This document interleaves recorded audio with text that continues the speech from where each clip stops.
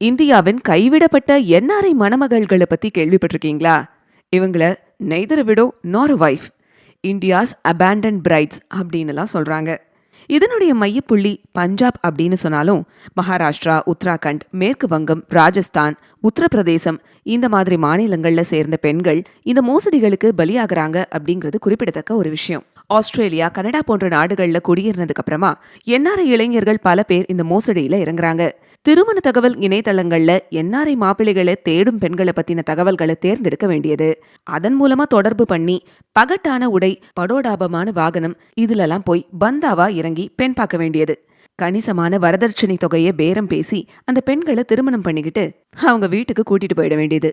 அதுக்கப்புறமா 1-2 நாட்களுக்குள்ளேயே, மிஞ்சி போனா 1 வாரத்துக்குள்ளேயே அந்த பொண்ணை இங்கேயே விட்டுட்டு தான் மட்டும் கிளம்பி வெளிநாடு போயிடுறது. அவ்வளோதான், அந்த பெண் அவனை மறுபடியும் பார்க்க கூட முடியாது. கணிசமான ரொக்கம், நகை இது எல்லாமே அவனுடைய குடும்பத்தின் கட்டுப்பாட்டுக்குள்ள வந்துரும். வெளிநாட்டுல அந்த ஆண் வசதியா வாழ இந்த பணம் அவனுக்கு ரொம்ப உதவியா இருக்கும். இவங்களை கட்டிக்கிட்ட இந்த பெண்கள் என்ன மாதிரியான துயரங்களை எல்லாம் சந்திக்கிறாங்கன்னு தி ஃபுல்லர் ப்ராஜெக்ட் இணையதளம் ஆவணப்படுத்தி இருக்கு. அந்த என்ஆர்ஐ மணமகன்கள் மேல சட்டப்படியா நடவடிக்கை எடுக்கிறது அப்படிங்கிறது அவ்வளவு சுலபமான விஷயம் இல்ல. இந்த பெண்கள் முதல்ல உள்ளூர் காவல் நிலையத்திலையும் அதுக்கப்புறமா வெளியுறவு அமைச்சகத்திலையும் புகார் கொடுக்கணும். அதை வெளிநாடுகள்ல இருக்கக்கூடிய தூதரகங்களுக்கு அனுப்பணும். ஆரம்ப கட்ட புகாரை பதிவு செய்யவே 3 வருஷம் வரைக்கும் ஆகும்னு சட்ட வல்லுநர்கள் எச்சரிக்கிறாங்க. 2018ஆம் ஆண்டுல 8 என்ஆர்ஐ மணப்பெண்கள் ஒன்று சேர்ந்து உச்சநீதிமன்றத்துல மனு தாக்கல் செஞ்சாங்க.